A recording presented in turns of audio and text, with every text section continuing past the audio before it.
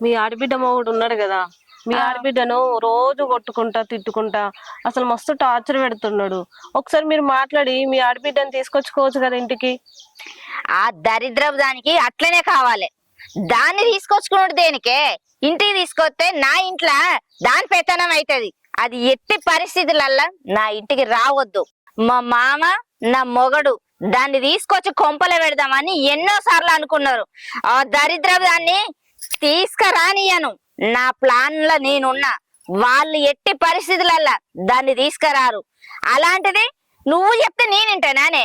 వాళ్ళ మాటే నెగులుతలేదు ఇంట్లో, నీ మాటే నడుతుంది. ఇంకోసారి ఇలాంటివి చెప్పకు నాకు. అది కాదు వదిన, ఎంతైనా మీ ఆడబిడ్డనే కదా, ఒకసారి ఆలోచించరాదు. ఏంది ఆలోచించేది? ఆలోచించేది ఏం లేదు. నడు ఇక్కడ నుంచి. అది కాదు, ఒక్కసారి. ఏ పోవే, దాని గురించి నువ్వు చెప్పక నా దగ్గర. పాపం వదిన, ఆమె మస్తు టార్చర్ అనుభవిస్తుంది.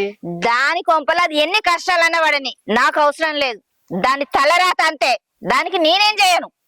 దాని ముచ్చట తీయకని చెప్పినా, దాని ముచ్చట మాట్లాడదానికి రావాలనుకుంటే ఇంకోసారి నా దగ్గరికి రాకు. వెళ్ళి ఇక్కడ నుంచి. చిచ్చి, నువ్వు ఒక ఆడదానివే కదా, ఒక ఆడదాని గురించి కూడా నువ్వు ఇంత ఆలోచిస్తలేవు. చి.